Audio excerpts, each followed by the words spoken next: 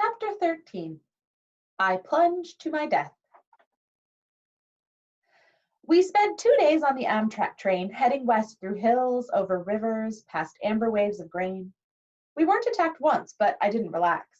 I felt that we were traveling around in a display case, being watched from above and maybe from below, that something was waiting for the right opportunity. I tried to keep a low profile because my name and picture were splattered over the front pages of several East Coast newspapers. The Trenton Register News showed a photo taken by a tourist as I got off the Greyhound bus. I had a wild look in my eyes.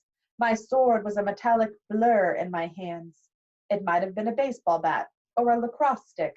The picture's caption read, 12-year-old Percy Jackson, wanted for questioning in the Long Island disappearance of his mother 2 weeks ago, is shown here fleeing from the bus where he accosted several elderly female passengers. The bus exploded on an East New Jersey roadside shortly after Jackson fled the scene. Based on eyewitness accounts, police believe the boy may be traveling with 2 teenage accomplices. His stepfather, Gabe Agliano, has offered a cash reward for information leading to his capture. Don't worry, Annabeth told me. Mortal Police could never find us. But she didn't sound so sure. The rest of the day I spent alternately pacing the length of the train, because I had a really hard time sitting still, or looking out the windows. Once, I spotted a family of centaurs galloping across a wheat field, bows at the ready, as they hunted lunch. The little boy centaur, who was the size of a second grader on a pony, caught my eye and waved. I looked around the passenger car, but nobody else had noticed. The adult riders all had their faces buried in laptop computers or magazines. Another time, toward evening, I saw something huge moving through the woods. I could have sworn it was a lion, except that lions don't live wild in America, and this thing was the size of a Hummer. Its fur glinted gold in the evening light. Then it leaped through the trees and was gone. Our reward money for returning Gladiola the poodle had only been enough to purchase tickets as far as Denver. We couldn't get berths in the sleeper car, so we dozed in our seats. My neck got stiff. I tried not to drool in my sleep, since Annabeth was sitting right next to me. Grover kept snoring and bleating and waking me up. Once, he shuffled around and his fake boot fell off. Annabeth and I had to stick it back on before any of the other passengers noticed. So, Annabeth asked me, once we'd gotten Grover's sneaker adjusted, who wants your help? What do you mean? When you were asleep just now, you mumbled, I won't help you. Who were you dreaming about? I was reluctant to say anything. It was the second time I dreamed about the evil voice from the pit, but it bothered me so much I finally told her. Annabeth was quiet for a long time. That doesn't sound like Hades. He always appears on a black throne, and he never laughs. He offered my mother in trade. Who else could do that? I guess if he meant help me rise from the underworld, if he wants war with the Olympians, but why ask you to bring him the Master Bolt if he already has it? I shook my head, wishing I knew the answer. I thought about what Grover had told me, that the Furies on the bus seemed to have been looking for something. Where is it? Where? Maybe Grover sensed my emotions. He snorted in his sleep, muttered something about vegetables, and then turned his head. Annabeth readjusted his cap so it covered his horns. Percy, you can't barter with Hades. You know that, right? He's deceitful, heartless, and greedy. I don't care if the kindly ones weren't as aggressive this time. This time? I asked. You mean you've run into them before? Her hand crept up to her necklace. She fingered a glazed white bead painted with the image of a pine tree, one of her clay end of summer tokens. Let's just say I've got no love for the Lord of the Dead. You can't be tempted to make a deal for your mom. What would you do if it was your dad? That's easy, she said. I'd leave him to rot. You're not serious. Annabeth's gray eyes fixed on me. She wore the same expressions she'd worn in the woods at camp, the moment she drew her sword against the hellhound. My dad's resented me since the day I was born, Percy, she said. He never wanted a baby. When he got me, he asked Athena to take me back and raise me on Olympus because he was too busy with his work. She wasn't happy about that. She told him heroes had to be raised by their mortal parent. But How? I mean, I guess you weren't born in a hospital. I appeared on my father's doorstep in a golden cradle, carried down from Olympus by Zephyr the west wind. You think my dad would remember that as a miracle, right? Like maybe he'd take some digital photos or something. But he always talked about my arrival as if it were the most inconvenient thing that had ever happened to him. When I was 5, he got married and totally forgot about Athena. He got a regular mortal wife and had 2 regular mortal kids and tried to pretend I didn't exist. I stared out the train window. The lights of a sleeping town were drifting by. I wanted to make Annabeth feel better, but I didn't know how. My mom married a really awful guy, I told her. Grover said she did it to protect me, to hide me in the scent of a human family.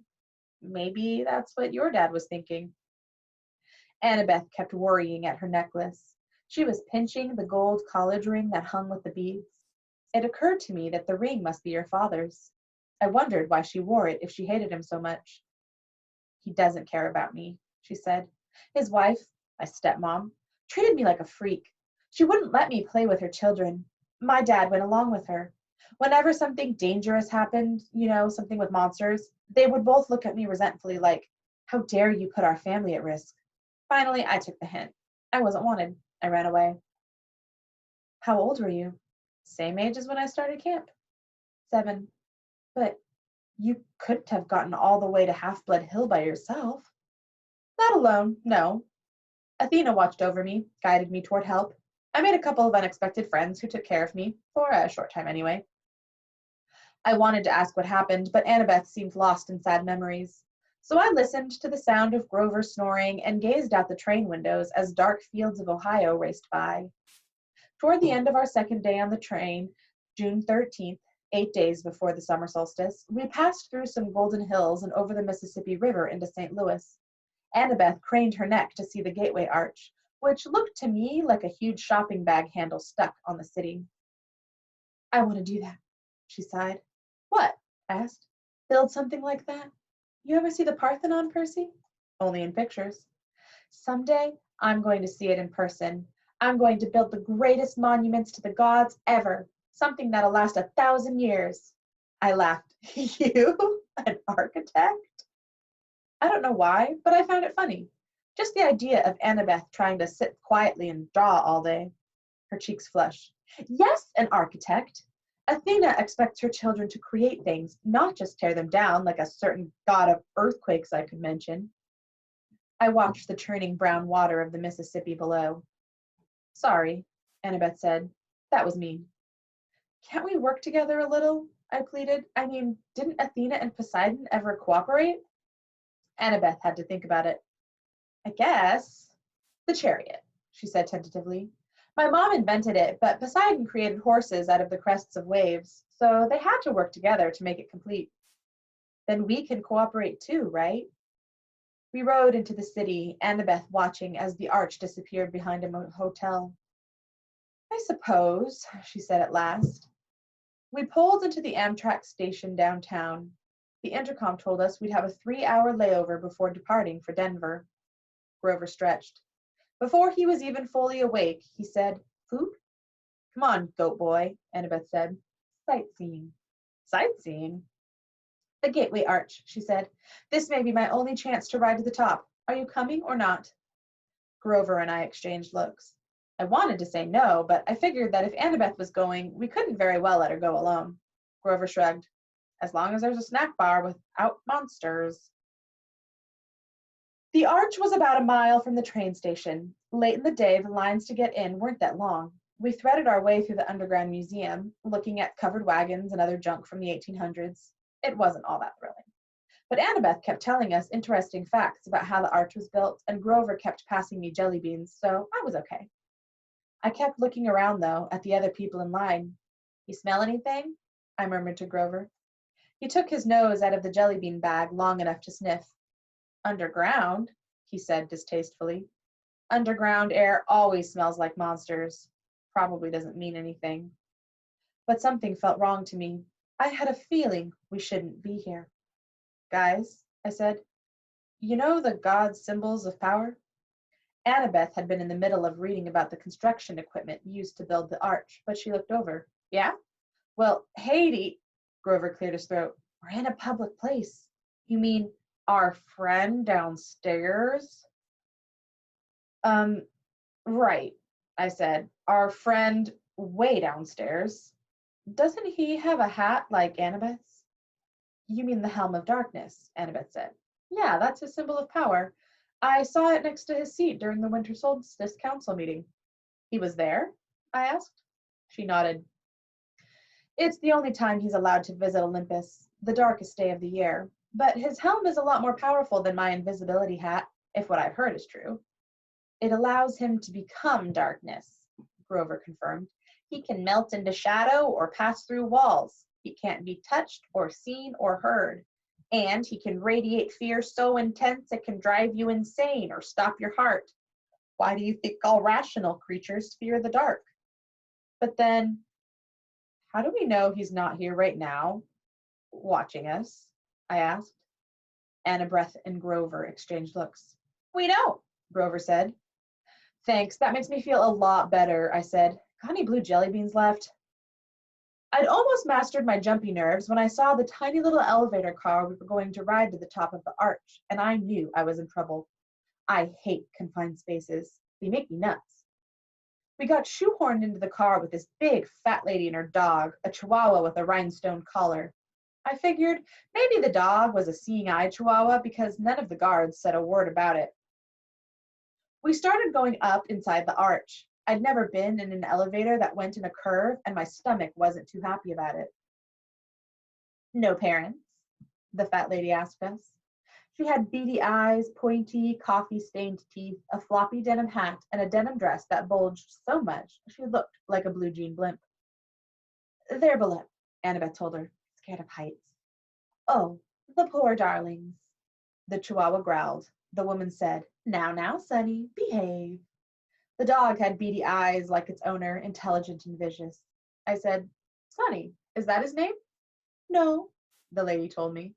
She smiled, as if that cleared everything up. At the top of the arch, the observation deck reminded me of a tin can with carpeting. Rows of tiny windows looked out over the city on one side and the river on the other. The view was okay, but if there's anything I like less than a confined space, it's a confined space 600 feet in the air. I was ready to go pretty quick. Annabeth kept talking about structural supports and how she would have made the windows bigger and designed a see-through floor. She probably could have stayed up there for hours, but luckily for me, the park ranger announced that the observation deck would be closing in a few minutes. I steered Grover and Annabeth toward the exit, loaded them into the elevator, and I was about to get in myself when I realized there were already 2 other tourists inside. No room for me. The park ranger said, Next car, sir. We'll get out, Annabeth said. We'll wait with you. But that was going to mess everybody up and take even more time, so I said, Nah, it's okay. I'll see you guys at the bottom. Grover and Annabeth looked nervous, but they let the elevator door slide shut. Their car disappeared down the ramp. Now the only people left on the observation deck were me, a little boy with his parents, the park ranger, and the fat lady with her chihuahua. I smiled uneasily at the fat lady. She smiled back, her forked tongue flickering between her teeth. Wait a minute. Forked tongue? Before I could decide if I'd really seen that, her chihuahua jumped down and started yapping at me. Now, Sonny, the lady said. Does this look like a good time? We have all these nice people here. Doggy, said the little boy. Look, a doggy. His parents pulled him back. The chihuahua bared his teeth at me, foam dripping from his black lips. Well, son, the fat lady sighed, if you insist. I started forming in my stomach. Did you just call that chihuahua your son? Chimera, dear, the fat lady corrected. Not a chihuahua. It's an easy mistake to make. She rolled up her denim sleeves, revealing that the skin of her arms were scaly and green. When she smiled, I saw that her teeth were fangs. The pupils of her eyes were sideways slits, like a reptile's. The chihuahua barked louder, and with each bark it grew. First to the size of a Doberman, then to a lion. The bark became a roar. The little boy screamed. His parents pulled him back toward the exit, straight into the park ranger, who stood, paralyzed, gaping at the monster. The chimera was now so tall its back rubbed against the roof. It had the head of a lion with a blood-caked mane, the body and hooves of a giant goat, and a serpent for a tail, a 10-foot-long diamond back growing right out of its shaggy behind. The rhinestone dog collar still hung around its neck, and the plate-sized dog tag was now easy to read. Chimera, rabid, fire-breathing, poisonous. If found, please call Tartarus, extension 945. I realized I hadn't even uncapped my sword. My hands were numb. I was 10 feet away from the chimera's bloody maw, and I knew that as soon as I moved, that creature would lunge. The snake lady made a hissing noise that might have been laughter. Be honored, Percy Jackson. Lord Zeus rarely allows me to test a hero with one of my brood, for I am the mother of monsters, the terrible Echidna. I stared at her. All I could think to say was, isn't that some kind of anteater? She howled, her reptilian face turning brown and green with rage. I hate it when people say that. I hate Australia naming that ridiculous animal after me. For that, Percy Jackson, my son shall destroy you. The chimera charged, its lion teeth gnashing. I managed to leap aside and dodge the bite. I ended up next to the family and the park ranger, who were all screaming now, trying to pry open the emergency exit doors. I couldn't let them get hurt. I uncapped my sword, ran to the other side of the deck, and yelled, Hey, Chihuahua! The chimera turned faster than I would have thought possible. Before I could swing my sword, it opened its mouth, emitting a stench like the world's largest barbecue pit, and shot a column of flame straight at me. I dove through the explosion. The carpet burst into flames. The heat was so intense, it nearly seared off my eyebrows. Where I had been standing a moment before was a ragged hole in the side of the arch, with melted metal steaming around the edges. Great, I thought. We just blowtorched a national monument. Riptide was now a shining bronze blade in my hands, and as the chimera turned, I slashed at its neck. That was my fatal mistake. The blade sparked harmlessly off the dog collar. I tried to regain my balance, but I was so worried about defending myself against the fiery lion's mouth, I completely forgot about the serpent tail until it whipped around and sank its fangs into my calf. My whole leg was on fire. I tried to jab Riptide into the chimera's mouth, but the serpent tail wrapped around my ankles and pulled me off balance, and my blade flew out of my hand, spinning out of the hole in the arch and down toward the Mississippi River. I managed to get to my feet, but I knew I had lost. I was weaponless. I could feel deadly poison racing up to my chest. I remembered Chiron saying that Anaclusmus would always return to me, but there was no pen in my pocket. Maybe it hadn't fallen too far away. Maybe it only returned when it was in pen form. I didn't know, but I wasn't going to live long enough to figure it out. I backed into the hole in the wall. The chimera advanced, growling, smoke curling from its lips. The snake lady, Echidna, cackled. They don't make heroes like they used to, eh, son? The monster growled. It seemed in no hurry to finish me off now that I was beaten. I glanced at the park ranger and the family. The little boy was hiding behind his father's legs. I had to protect these people. I couldn't just die. I tried to think, but my whole body was on fire. My head felt dizzy. I had no sword. I was facing a massive, fire-breathing monster and its mother, and I was scared. There was no place else to go, so I stepped to the edge of the hole. Far, far below, the river glittered. If I died, would the monsters go away? Would they leave the humans alone? If you are the son of Poseidon, Echidna hissed, you would not fear water. Jump, Percy Jackson. Show me that the water will not harm you. Jump and retrieve your sword. Prove your bloodline. Yeah, Right, I thought. I'd read somewhere that jumping into water from a couple of stories up was like jumping onto solid asphalt. From here, I'd splatter on impact. The chimera's mouth glowed red, heating up for another blast. You have no faith, Echidna told me. You do not trust the gods. I cannot blame you, little coward. Better you die now. The gods are faithless. The poison is in your heart. She was right. I was dying. I could feel my breath slowing down. Nobody could save me, not even the gods. I backed up and looked down at the water. I remembered the warm glow of my father's smile when I was a baby. He must have seen me. He must have visited me when I was in my cradle. I remember the swirling green trident that appeared above my head the night of Capture the Flag when Poseidon had claimed me as his son. But this wasn't the sea. This was the Mississippi, dead center of the USA. There was no sea god here.